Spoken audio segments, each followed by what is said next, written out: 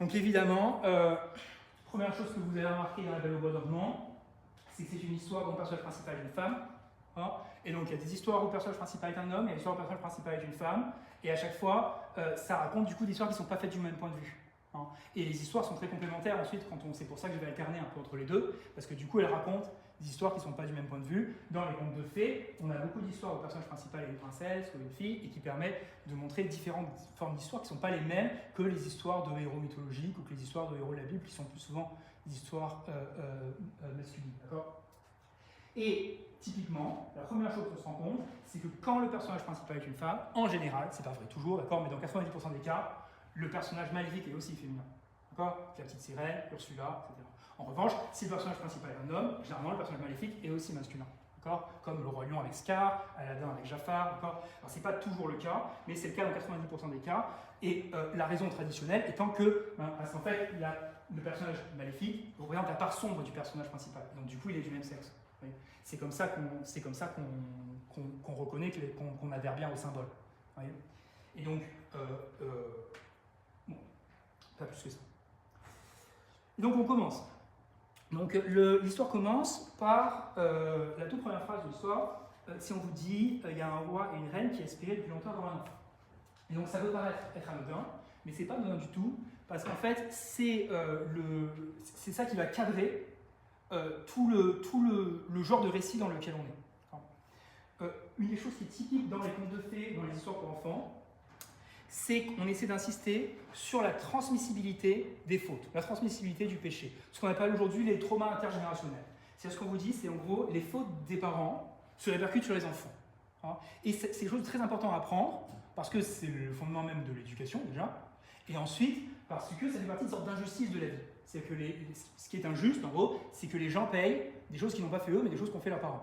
Le plus grand exemple moderne de ça, par exemple, il y a plein d'exemples anciens de ça, hein, la Bible c'est plein d'histoires comme ça, ce qu'on appelle le péché originel, la transmission du péché. Hein. Vous avez ça dans la mythologie grecque avec toutes les lignées qui sont maudites. Mais dans l'histoire plus moderne, le meilleur exemple que j'aime bien prendre, c'est Charlie et la chocolaterie. Hein. Charlie et la chocolaterie, qu'est-ce qu'on vous fait ? On vous présente des enfants qui sont des mauvais enfants, et ils ont chacun des vices, mais on vous montre que si c'est des mauvais enfants, c'est à cause des vices de leurs parents. Et les parents n'ont pas les mêmes vices que les enfants. Le parent trop permissif fait un enfant trop gourmand. Vous voyez ? Et donc on vous montre comment il y a un miroir entre le vice du parent crée un certain problème chez l'enfant. Et donc dans La Belle au bois dormant, on vous dit d'emblée que c'est des parents qui ont eu du mal à avoir un enfant pendant longtemps, ce qui veut dire que peut-être qu'ils vont placer un peu trop d'attente, un peu trop d'anxiété dans l'enfant puisqu'ils ont mis tellement de mal à l'avoir. Alors que si on vous disait c'est des parents qui ont eu 12 enfants très facilement, et bien à ce moment-là, ils donneraient peut-être qu'ils auraient plus tendance à devenir des parents un peu trop négligents. Vous voyez ? Les petits poussés, ils ont genre, je sais pas combien d'enfants, ils en ont trop, et donc du coup, quand ils ont plus à manger, ils l'abandonnent. Voilà. Et là, c'est pas du tout ça l'histoire. Là, c'est des parents qui ont eu beaucoup de mal à avoir un enfant. Et donc du coup, on vous cadre tout de suite l'histoire comme ça. On vous dit c'est des parents qui, en gros, ce qu'on vous dit, c'est que du coup, ils vont être très anxieux de le perdre, cet enfant. D'accord ? Et donc du coup, qu'est-ce qu'ils font ?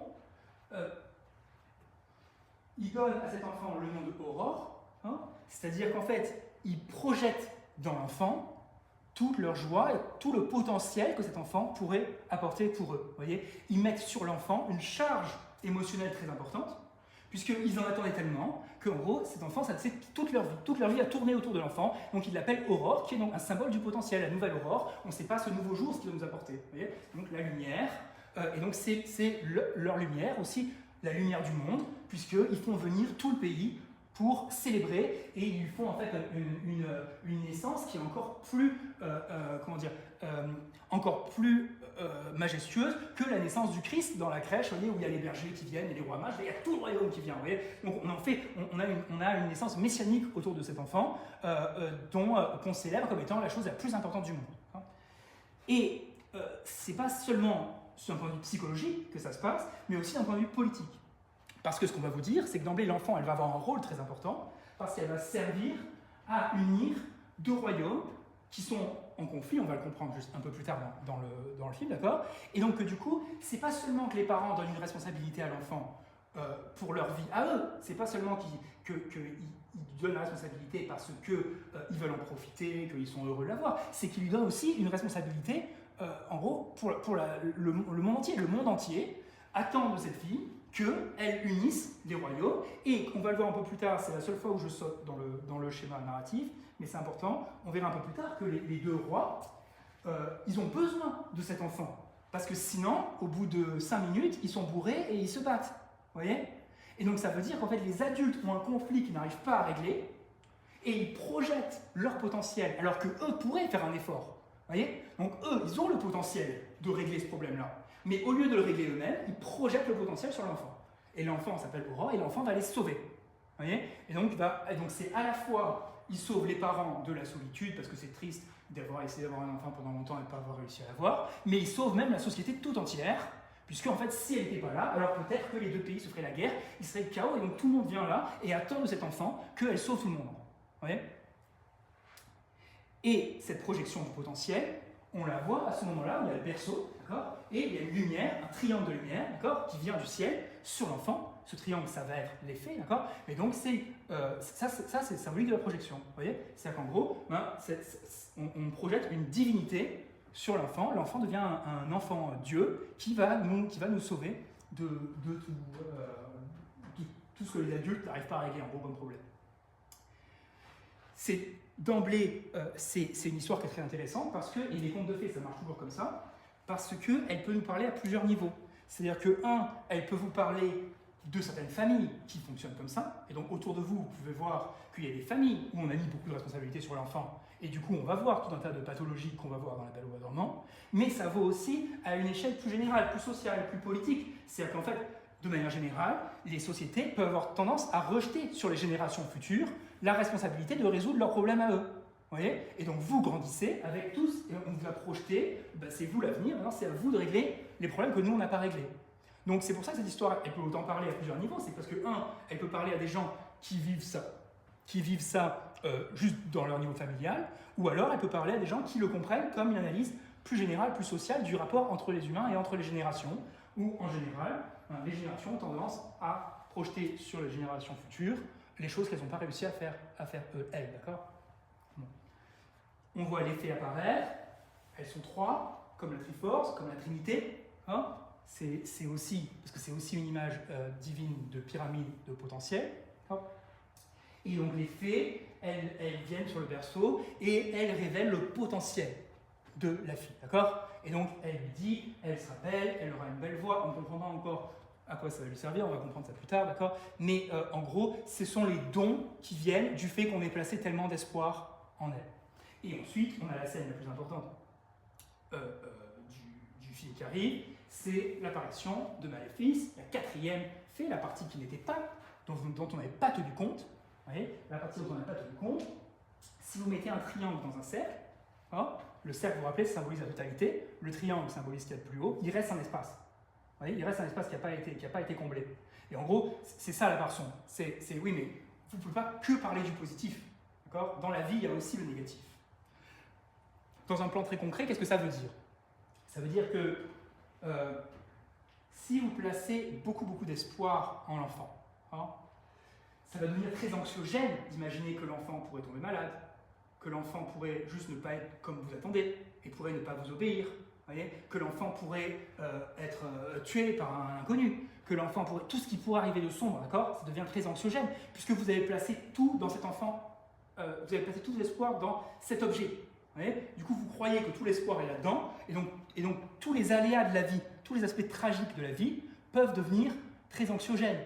Et donc, quelle peut être la réaction des parents à ce moment-là? Eh bien, ça peut être de ne pas l'inviter, d'être dans le déni, de dire il n'y a pas de part sombre. Voyez, comme ça, on peut maintenir l'illusion. Et là, on bascule progressivement dans le délire, voyez, dans l'illusion, qu'il ne va rien arriver de mal à cet enfant. Donc, on peut placer tout l'espoir sur elle, puisqu'il ne va rien lui arriver de mal. Voyez? Et donc, ce que raconte l'histoire, c'est que si donc les parents placent trop d'importance dans l'enfant, si vous, en fait, à n'importe quel moment de votre vie, vous placez trop d'importance dans une chose, d'accord? Vous dites, voilà, si j'ai pas ce job va changer ma vie, cette personne va changer ma vie, etc., etc., vous allez être obligé d'être dans le déni de toutes les choses qui pourraient faire que ça ne va pas se passer comme vous le pensez. Dès lors, c'est la base de la philosophie du stoïcisme, en fait. Dès lors que vous placez à l'extérieur de vous votre salut, vous êtes dépendant de l'extérieur, Et donc, vous n'êtes plus maître en fait de ce qui va vous arriver. Votre salut peut que venir de l'intérieur en gros. Et donc, dès lors que vous pensez qu'un objet va vous sauver, une personne va vous sauver, et bien à ce moment-là, vous allez être obligé d'être dans le déni de tout ce qui pourrait empêcher cette personne ou cet objet de vous sauver. Il faut que vous soyez entièrement en maîtrise. Si c'est des choses que vous ne maîtrisez pas, alors forcément cela va créer de l'angoisse. Et donc, la maléfice arrive et elle donc est vexée de ne pas être invitée et elle propose une malédiction. Et cette malédiction, elle peut paraître très étrange. Si on n'est pas du tout branché sur les symboles, elle paraît très étrange. Elle va se piquer le doigt à la pointe d'une quenouille, à la pointe d'un rouet, et elle va mourir. Ça paraît très bizarre parce que pourquoi est-ce que de faire couler un peu de sang, un truc, ça devrait la tuer, oui. Ça paraît très bizarre.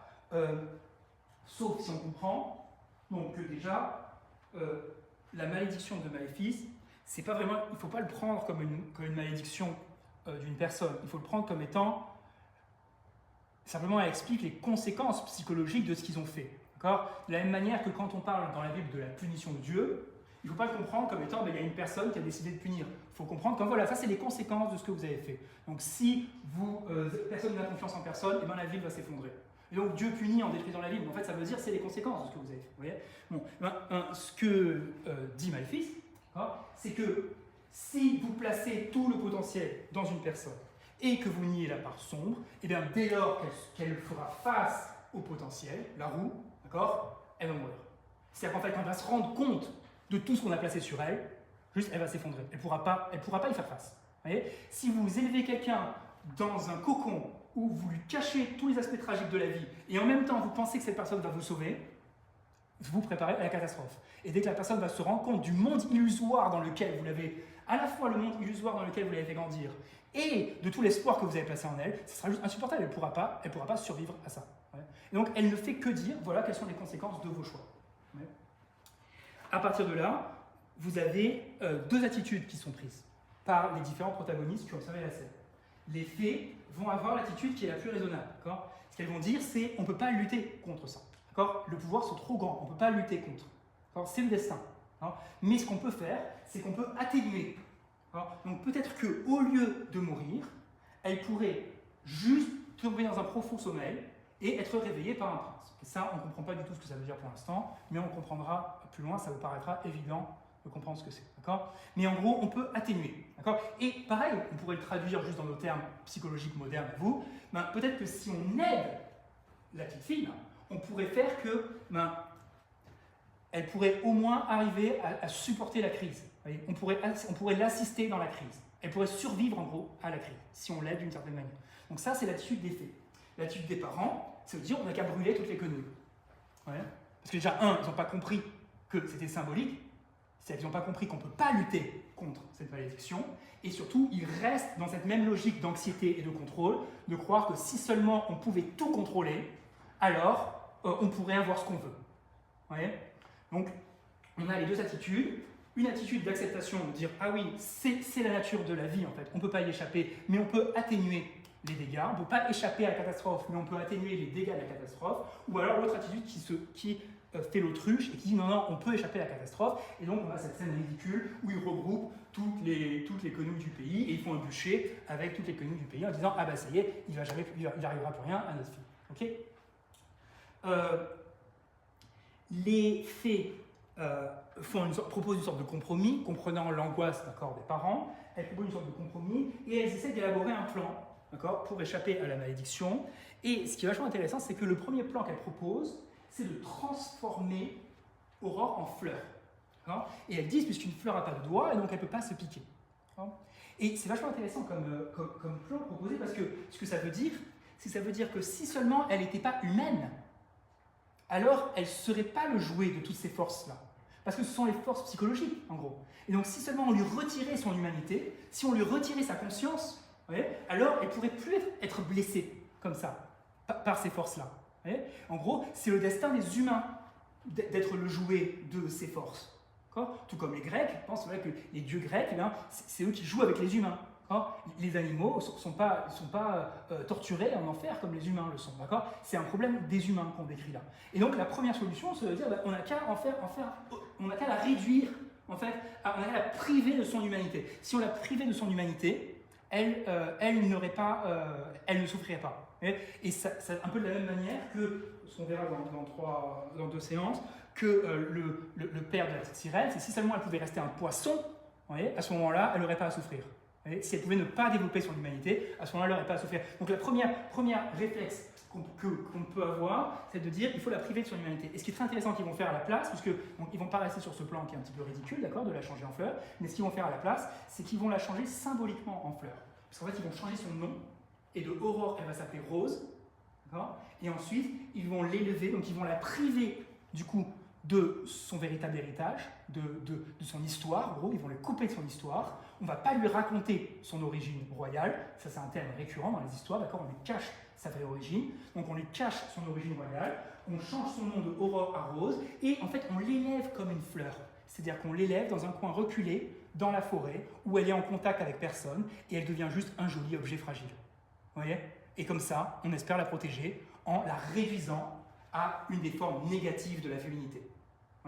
C'est-à-dire qu'en fait, la rose, ce qu'elle représente, c'est une forme négative de la féminité, c'est-à-dire la beauté passive, fragile, qu'on écarte des problèmes politiques, qu'on écarte des problèmes des adultes, pour la maintenir dans un statut d'innocence. Et donc, elle va être réduite à ça, et c'est comme ça qu'on espère la protéger. Et évidemment, si on continue de faire le lien avec une interprétation psychologique plus moderne, évidemment que c'est pas comme ça que vous allez préparer l'enfant à tout ce qui lui est arrivé. Au contraire, il faut le préparer le plus tôt possible, voyez, et l'exposer, c'est ce qu'on appelle aujourd'hui en psychologie, on appelle ça les thérapies d'exposition. Il faut l'exposer le plus tôt possible aux choses tragiques de la vie qui pourraient lui arriver. C'est pour ça qu'on raconte des contes de fées. C'est pour exposer aux gens, à la guerre, au meurtre, à la trahison. Voilà. Les enfants, quand ils sont tout petits, entendent parler des histoires affreuses, comme la belle-mère de Cendrillon, comme la trahison de Scar, etc. Et on les expose en fait à la part sombre. Mais eux font l'inverse. Ils l'élèvent dans un endroit où elle est complètement isolée, en disant comme ça, Maléfice ne pourra pas la toucher. Donc c'est comme ça, elle ne pourra pas prendre conscience. Voyez, ça va jusque-là? Intuitivement, ça vous parle? Ça paraît logique, ok, bon. Et donc ensuite, on en arrive à, donc 16 ans plus tard, on trouve donc Aurore devenue Rose, d'accord? Et dans la nouvelle Bois dormant, il n'y a pas énormément c'est très court et c'est très dense en fait comme histoire, d'accord? Il n'y a pas beaucoup de dialogue, il n'y a pas beaucoup de choses, c'est très dense. Donc il n'y a pas énormément de choses qu'on voit sur elle, mais il y a quelques aspects qui montrent différents aspects positifs et négatifs qui sont associés à la féminité chez elle, d'accord? Et donc, évidemment, donc il y a cet aspect, donc la fragilité, la passivité, la douceur, et dans les aspects positifs, il y a cette harmonie qu'elle a avec la nature, d'accord? Et l'harmonie avec la nature, c'est régulièrement présenté comme étant un des aspects positifs de l'anima. Vous avez ça dans, par exemple, Blanche-Neige, qui est pareil, qui est aidée par les animaux, etc. Pocahontas, Pocahontas, elle rencontre, la femme rencontre l'homme et la femme apprend à l'homme à respecter la nature. Donc vous avez, c'est un des thèmes, des aspects positifs de la femme. Et aujourd'hui, dans le mouvement écologiste, il y a toute une branche qui s'appelle l'écoféminisme qui consiste à montrer en fait que de donner de l'importance politiquement aux femmes, ça aide les sociétés à respecter la nature. Parce qu'il y a cette idée d'association, du stéréotype positif entre la femme et l'harmonie de la nature. Inversement, mais donc les aspects positifs, ça, l'aspect négatif évidemment, c'est donc qu'elle est coupée de tout, naïve, élevée, en fait comme éternellement un enfant, vous voyez. Bon. De l'autre côté, il y a le prince qui entend la voix. Donc on comprend le rôle de la voix dans l'histoire, d'accord? Parce qu'en fait la voix, c'est ce qui va permettre la connexion entre le masculin et le féminin. C'est-à-dire qu'on dit qu'elle a le pouvoir de faire connecter le masculin et le féminin. C'est ça le pouvoir qu'on lui a donné. Parce que le prince se balade, il entend cette voix, il est charmé par la voix, et grâce à ça, il va y avoir la rencontre entre les deux aspects, d'accord? Entre l'animus et l'anima.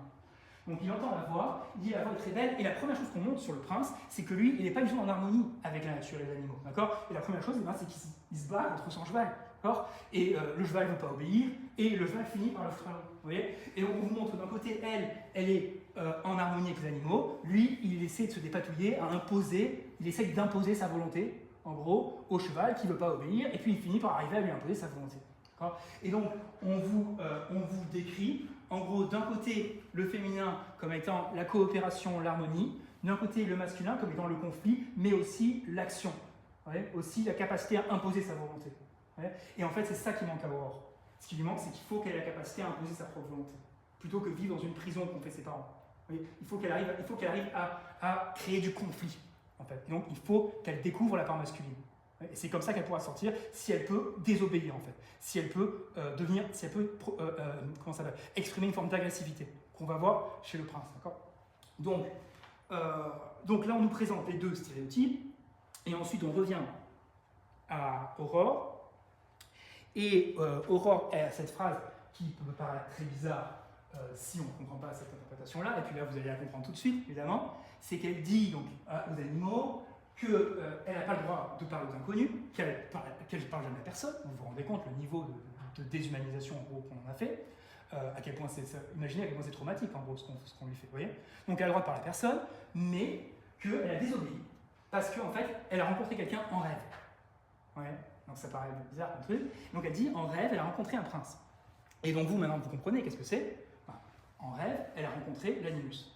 Ouais. Elle a projeté, elle a rencontré qu'il y avait quelque chose qui n'était pas comme elle, et qui n'était pas obéissant et gentil et en harmonie, mais qui avait le courage de s'opposer, qui avait le courage d'imposer sa volonté, et que donc, elle sait que cette chose-là existe en elle, et c'est ça qui peut la sauver.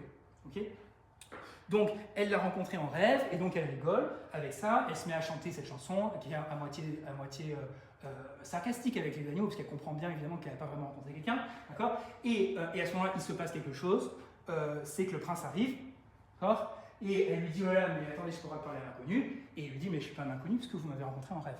Ouais.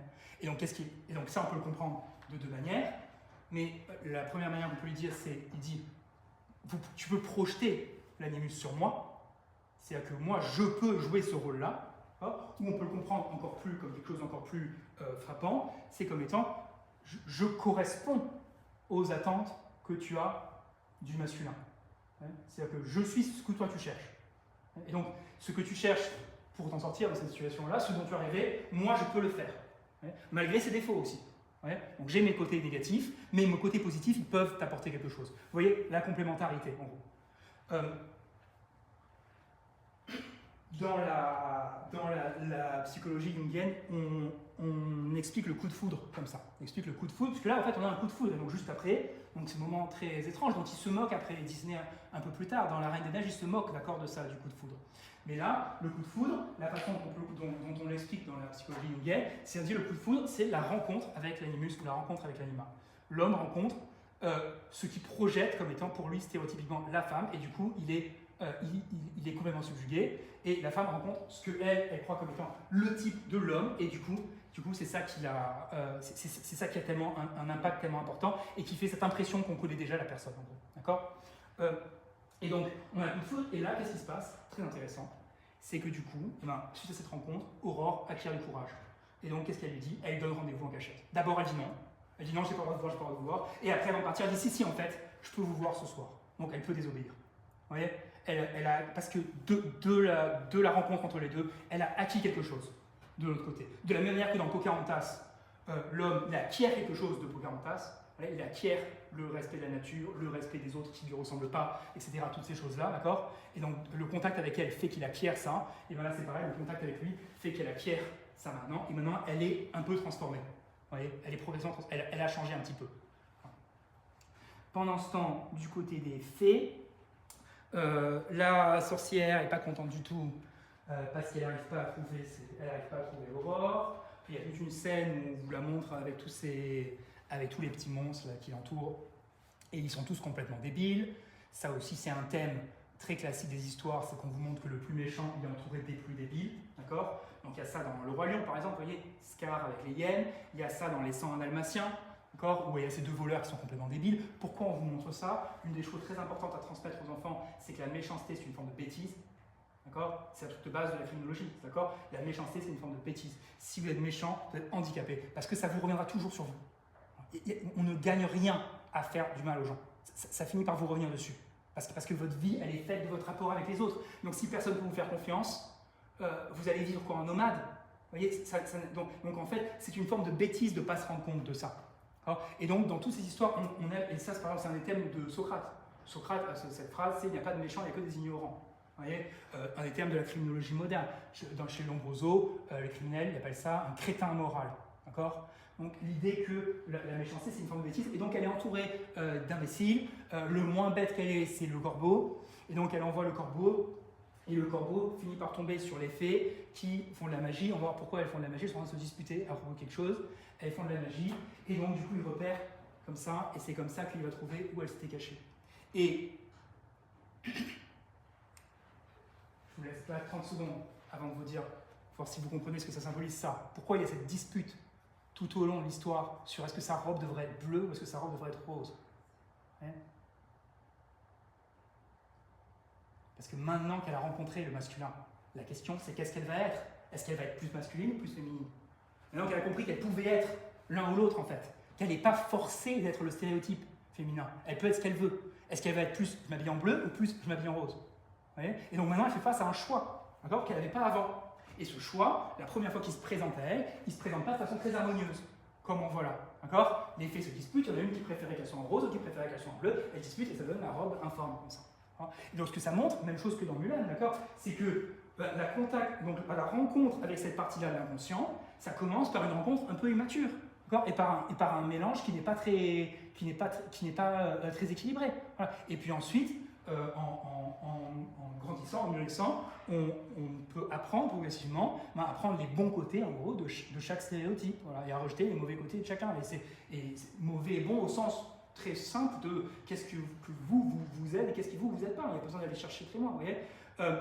Et donc, de la même manière que la rencontre avec le petit dragon dans Mulan n'est pas au début quelque chose de très harmonieux, il lui apprend à cracher par terre, il lui apprend à être mal poli, et il va lui falloir du temps pour apprendre à prendre le bon côté du stéréotype masculin, surtout quand elle va rencontrer le soldat, le héros, qui lui montre des bons côtés de l'aspect masculin. Et bien de la même manière, Aurore, quand ça commence, le mélange, ça donne ça. Vous voyez, c'est une forme de yin et yang, ça, vous voyez, mais pas très harmonieux. Voilà, c'est pas bien découpé comme le yin et le yang, d'accord? Mais c'est un peu de rose, un peu de bleu, et ça s'écrase comme ça. Et évidemment, Aurore, elle rentre, et elle est toute contente parce qu'elle a rencontré son prince, elle ne sait pas que c'est un prince, elle en parle aux fées, et les fées du coup lui disent « Ah non, non, c'est pas possible, parce que ce soir, tu dois revoir tes vrais parents », et d'un coup, il lui balance tout. Et qu'est-ce qui se passe du coup? Elle s'effondre. Il n'y a pas eu besoin de conneries. Ouais. C'est juste ça qui doit arriver, c'est qu'en fait, si d'un coup, vous la mettez face à toute sa vraie... toute sa vraie vie, toutes les vraies choses qui ont été attendues d'elle, qui sont vraiment ses parents, quel va être vraiment son rôle, et non, elle ne pourra pas choisir qu'elle va épouser, parce que c'est trop important, il y a trop d'enjeux, et donc du coup elle va devoir faire taire ça, etc. Et donc du coup ça devient, mais la vie n'est pas du tout ce qu'elle pensait qu'elle était, et donc c'est impossible, et donc elle s'effondre. Et là où on voit très bien que la malédiction de Maléfice, elle est exactement liée à ce moment-là, c'est qu'on a un enchaînement qui est parfait entre elle s'effondre chez elle, ensuite, il la ramène, il la couronne, et la couronne, c'est le poids du potentiel et des responsabilités qu'on lui a données, dorée comme la lumière, d'accord, et puis sur la tête, tout le poids qui va lui peser sur la tête. Elle continue de s'effondrer, et c'est à ce moment-là que Maléfice apparaît. Ouais. Elle apparaît à ce moment-là exactement comme on vous l'avait prédit, c'est-à-dire au moment où on lui révèle ce qu'on attend d'elle. Au moment où elle révèle ce qu'on attend d'elle, c'est juste impossible à supporter. Et donc, même si les parents croyaient s'être débarrassés de toutes les roues, je ne sais trop quoi, il y en avait une qui était cachée derrière un mur invisible, et ça, ils ne pouvaient pas y penser. Et donc, du coup, elle va toucher celle qui était derrière le mur invisible, et là, on a évidemment cette scène iconique où elle est réduite à la rose. Vous voyez, elle n'est plus rien qu'un objet passif, elle est réduite de toute forme de possibilité d'action, toute volonté, en gros, est extraite d'elle. C'est la coupure complète entre l'animus et l'anima. On a coupé son lien avec l'animus à tel point qu'elle n'a même plus de volonté du tout. Ouais. Et donc elle devient, en gros, la beauté passive. Mais c'est seulement parce qu'elle a eu le courage de donner rendez-vous au prince que le prince se fait capturer et qu'ensuite les fées peuvent le retrouver dans le château de Maléfice, d'accord? Et donc c'est ça la prochaine scène. C'est elle qui s'est sauvée elle-même par le fait qu'elle ait eu le courage de transgresser les règles idiotes qu'on lui avait données. D'accord? Donc on lui a donné ces règles idiotes, mais parce qu'elle avait cette voix qui lui a permis de rencontrer l'animus, et parce qu'elle a eu le courage de désobéir à ces règles idiotes, à ce moment-là, elle va être sauvée. Ça c'est un thème qui est récurrent, un thème qu'on retrouve beaucoup dans Harry Potter par exemple. C'est que quand la maturité, c'est savoir quand il faut respecter les règles et quand il ne faut pas respecter les règles. D'accord? Ça, c'est quelque chose que vous devez apprendre. C'est-à-dire qu'en Europe, on a eu des épisodes où les lois ont exigé que les gens dénoncent leurs voisins s'il était juif, gitan, je ne sais quoi, d'accord? C'est les moments où il faut savoir que des fois, il faut savoir désobéir à la loi, d'accord? Et ça, c'est une question de maturité. C'est le tout petit enfant, on ne peut pas lui expliquer ça, d'accord? On lui dit des fois, tu fais ça, des fois, tu fais pas ça. Les parents imposent aux enfants une vision, ils aimeraient que l'enfant respecte toujours sa vision. Mais l'enfant, avec sa maturité, doit savoir que des fois, c'est les parents qui ont tort, d'accord? Et des fois, c'est la loi qui a tort. Il doit arriver à comprendre quand. Et donc, ce moment où Aurore, elle viole cette règle de ne pas parler aux inconnus, c'est le moment où elle fait confiance à son intuition, elle sait qu'elle l'a déjà rencontré, en fait, d'accord? Elle sait que c'est le prince de ses rêves, c'est-à-dire qu'elle sait que c'est ça qui lui manque, et donc, du coup, elle est prête à désobéir. Ouais. Et ça, c'est un thème que vous avez de façon très récurrente. Dans Harry Potter, vous avez ces règles régulièrement, où Harry Potter viole le règlement de l'école, voyez, et après il est récompensé par Dumbledore, voyez, parce qu'il a violé, mais pour des bonnes raisons. Donc c'est une partie de la maturité, d'apprendre que les règles, il ne faut pas y obéir aveuglément.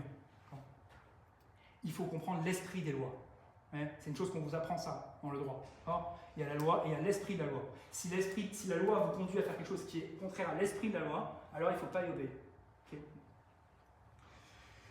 Et donc maintenant, l'animus et l'anima sont complètement coupés, d'accord? Et donc le prince est enfermé dans sa prison, la princesse est endormie et complètement passive, et donc Maléfice se régale à pouvoir pouvoir exercer un peu son sadisme, d'accord, sur le prince, et puis les fées arrivent et elles le libèrent. Et à ce moment-là, on a un moment qui est aussi très important dans le film et qui est aussi un petit détail dont on ne se rend pas forcément compte, mais qui est aussi important, qui est un moment où on comprend quel est un des messages profonds, d'accord, du film. Jusque-là, ce qu'on dit les fées, c'est que l'amour, d'accord, permettrait de vaincre Maléfice. Et donc c'est pour ça qu'elle sera réveillée par un baiser d'amour, parce que ce qui va vaincre, c'est l'amour. Mais ça ne suffit pas. La deuxième chose qu'elles font pour vaincre Maléfice, c'est qu'elles donnent au prince un bouclier et une épée, et elle lui dit c'est une épée de vérité. D'accord ? Et donc, ce qu'on vous dit, c'est que ce qui va triompher du mal, c'est l'amour et la vérité. C'est ces deux choses-là qui vont triompher du mal. Alors, dans la culture chrétienne, l'amour et la vérité, c'est la définition de Dieu. C'est la définition de ce qu'il y a de plus haut. Vous pouvez lire ça dans les évangiles, Dieu est amour et Dieu est vérité. C'est comme ça que nous, on se représente dans notre culture, ce qu'il y a de plus haut. Dans la psychologie jungienne, l'amour et la vérité, c'est dans la hiérarchie de l'animus et de l'anima, c'est la plus haute figure de l'anima et la plus haute figure de l'animus. C'est-à-dire que dans tout ce qu'on peut se représenter comme stéréotypiquement féminin ou comme stéréotypiquement masculin, le plus haut de tous les sentiments, c'est l'amour, et la meilleure manière de s'affirmer, c'est de dire la vérité. Donc je vais vous donner un petit exemple pour que vous compreniez la gradation. Si les hommes associent les sentiments stéréotypiquement aux femmes, donc les hommes ont du mal à reconnaître leurs sentiments, d'accord ? Un homme immature comme Peter Pan, il a du mal à s'attacher, il a du mal à reconnaître ses sentiments, ok ? Il a du mal à reconnaître quand il a peur, quand il est anxieux, quand il a honte, il n'exprime jamais de sentiments, d'accord ? Si ça va jusqu'au bout, ça peut être une forme de psychopathie à la fin, d'accord ? Vous n'avez aucun lien avec les sentiments, ok ? Si un homme il apprend progressivement à reconnaître les sentiments, une des choses qu'il va devoir apprendre, c'est que tous les sentiments ne se valent pas. C'est-à-dire qu'il y a les sentiments, selon les situations, il faut plus ou moins les écouter. Parfois, quand vous avez peur, parfois il faut écouter votre peur. Et parfois, il ne faut pas écouter votre peur. Parfois, la peur est un mauvais maître. Vous avez peur, mais ce n'est pas pour ça qu'il ne faut pas faire le truc. Parfois, la peur est un bon signal, parfois, la peur est un mauvais signal.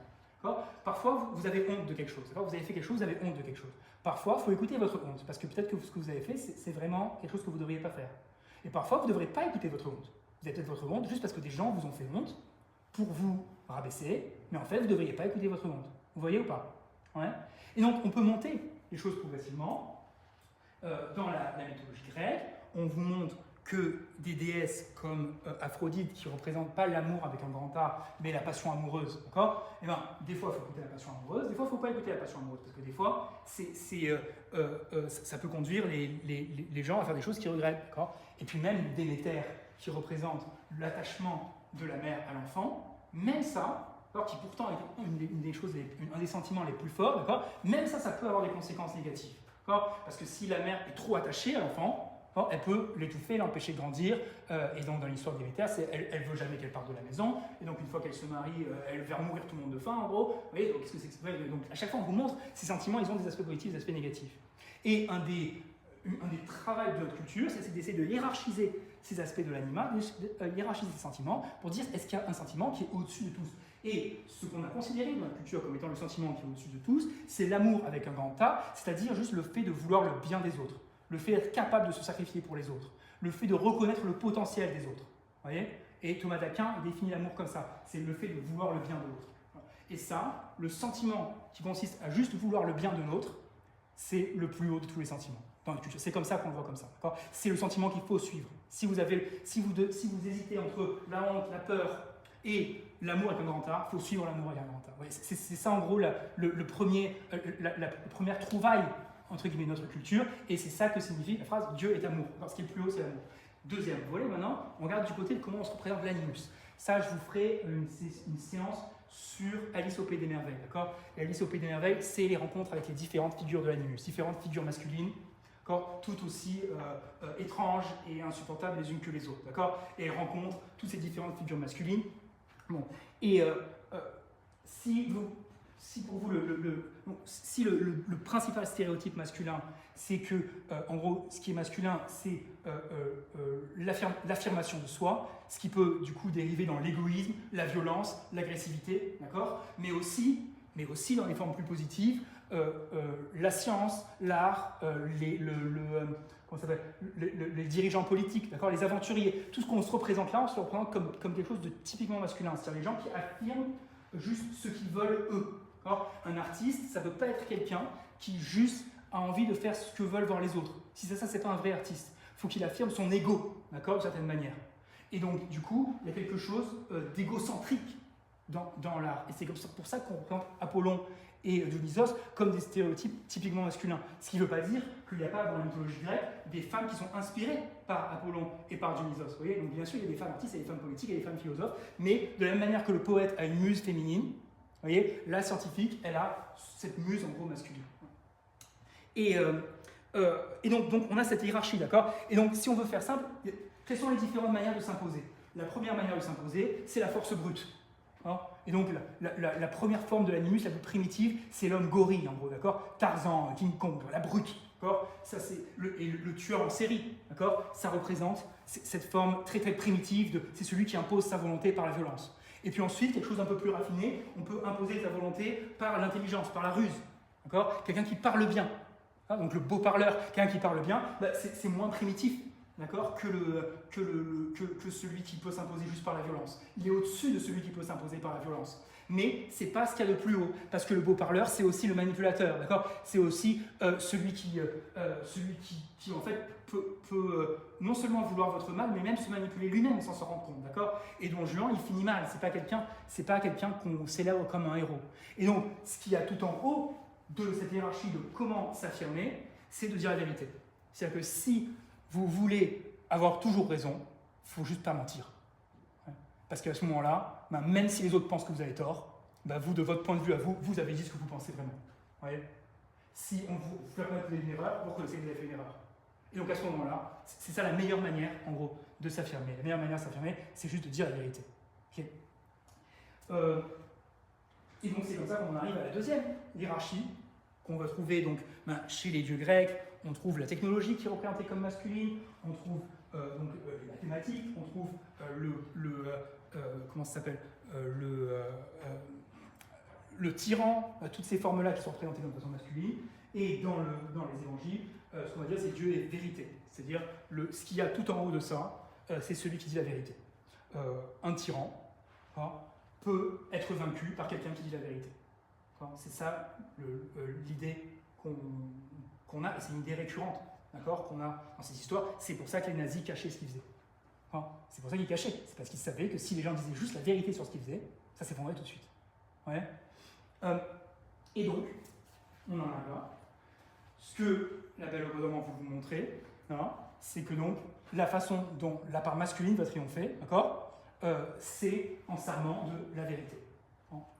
Pourquoi? Voilà. Maintenant on comprend pourquoi. Et donc, on a encore cette scène très iconique qui est tirée de la version, il y a eu 4 ou 5 grandes versions de La Belle au bois dormant, ça c'est tiré de la version de Perrault, qui est la plus connue, d'accord. On a cette scène très iconique où Maléfice apparaît au moment où il fuit et où elle entoure le château de Ronce, d'accord.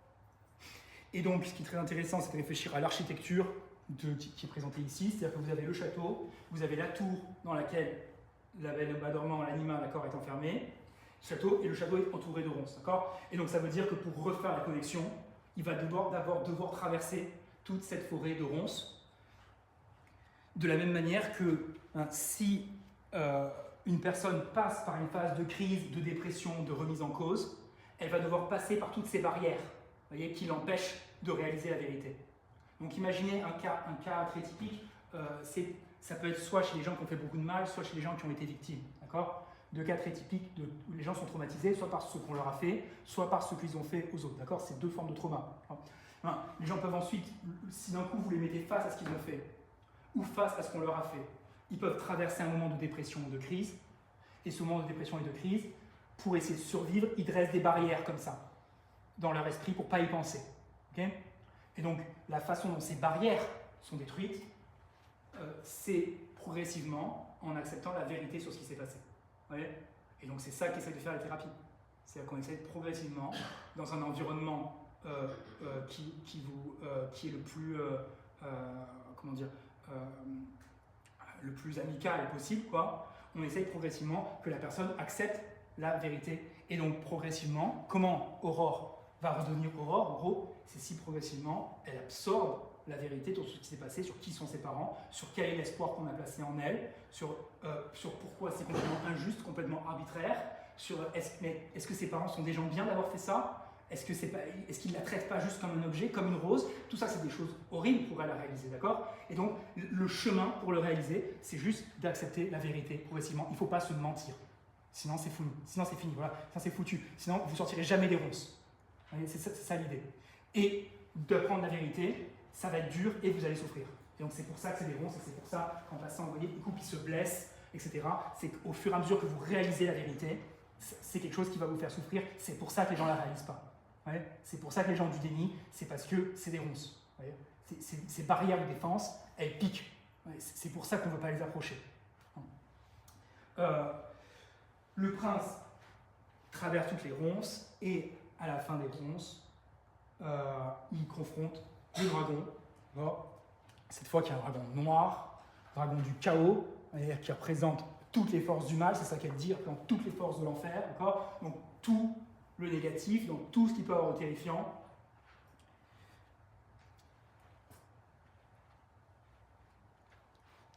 C'est une façon de dramatiser, de montrer que c'est pas pour rien que les gens ont du déni sur les choses qui leur sont arrivées ou sur les choses qu'ils ont faites. C'est pas pour rien, c'est que ce sont des choses qui sont vraiment terribles en fait, d'y faire face. Et je peux vous donner, je sais pas, n'importe quel exemple. Quelqu'un qui, moi je connais plus sur l'aspect délinquance, on peut parler d'autres aspects, mais quelqu'un qui, par exemple, depuis des années, s'est très mal comporté avec des personnes et qui d'un coup doit faire face à ça, et ben pour lui, il le voit un peu comme ça. Ça paraît quelque chose d'insurmontable, en gros. Et le dragon, il représente quelque chose une force qui est insurmontable. Là, un humain ne peut pas vaincre ça. Vous voyez, ça apparaît sous la forme, c'est encore pire qu'un démon. Vous voyez, c'est quelque chose qui paraît inhumain, titanesque. C'est la chose la plus terrible qu'on peut imaginer. Le dragon, c'est évidemment un des symboles les plus universels. C'est des dragons sur toute la planète, en Australie, en Chine, en Amérique du Sud, dans toutes les cultures. Il y a des serpents volants, des serpents à plumes, des serpents avec des ailes. Dans toutes les cultures, on a ces symboles-là. Un symbole qui est très très étudié dans toutes ces différentes formes, peut symboliser beaucoup de choses selon les différentes formes. Mais une des choses qui symbolise, c'est ces forces, en gros, ces forces terrifiantes auxquelles les gens pensent qu'ils ne pourront jamais se mesurer face à ces forces-là. Et ce que dit l'histoire, c'est que si tu rencontres un dragon, il y a une arme qui est la vérité. Ouais, c'est ça qu'elle dit. C'est qu'il y a une façon pour lui de triompher, c'est juste de ne pas se mentir. Il suffit juste qu'elle ne se mentisse pas, qu'elle ne se mente pas elle-même, et c'est la meilleure chance qu'elle peut avoir. Et pas juste ça, excusez-moi. C'est juste ça et qu'elle agisse par amour. Ouais. Le prince, la rencontre avec elle, elle lui a donné du courage, lui, ça lui a fait découvrir l'amour. Il veut la sauver, il veut son bien. D'accord? Donc, si vous voulez le bien des autres et que vous ne mentez pas, c'est en gros la meilleure chose que vous pouvez faire pour triompher du mal. C'est ça que transmet comme message l'histoire. La meilleure façon de transmettre de triompher du mal, c'est de vouloir du bien aux autres et de ne pas mentir. Ok? Évidemment, dernière scène très célèbre, c'est le moment de la réunion entre l'animus et l'anima. D'accord? Donc, il a réussi à triompher de toutes les épreuves. Il se retrouve et à ce moment-là, elle se réveille. Et ce qui est très intéressant, c'est qu'après s'être réveillée, elle descend à son bras. Et quelle couleur est la robe? Bleue. Ouais, parce qu'elle a intégré la partie masculine complètement. Et elle est très belle, très bleue. Elle est harmonieuse. Elle n'est pas dans tous les sens, d'accord? Ce qui est évidemment très... D'un seul coup, toutes les pièces du puzzle tournent correctement, hein, parce qu'au moment où elle rencontre ses parents sont très contents, parce que qu'est-ce qu'ils découvrent? Ils découvrent que, il se trouve qu'elle est tombée amoureuse exactement de celui auquel elle était promise. Et donc ça veut dire qu'il y a une adéquation entre ce que voulait la société et ce qu'elle veut elle. D'accord? Il y a une harmonie, en gros, ce qu'elle veut réellement, c'est aussi ce que veulent les gens pour elle. Et donc ça, c'est un signe d'harmonie sociale. Un signe de chaos social, c'est si son désir individuel est à l'encontre du désir collectif. Et à ce moment-là, on ne sait pas comment le résoudre. Vous voyez? Et c'est le début du conflit. Mais là, il se trouve que tout est harmonieux et que ce qu'elle voulait profondément, c'est exactement ce que le monde voulait pour elle. Donc c'est le signe on décrit, voilà, ça, c'est ça l'objectif. En gros, ce qu'on veut, c'est que ce qui est bon pour l'individu soit aussi bon pour la société. Si ce que vous voulez, vous, c'est l'inverse de ce qui est bon pour la société, à ce moment-là, on est dans une situation où on est très embêté. Ouais, et on ne sait pas comment on sort de ça.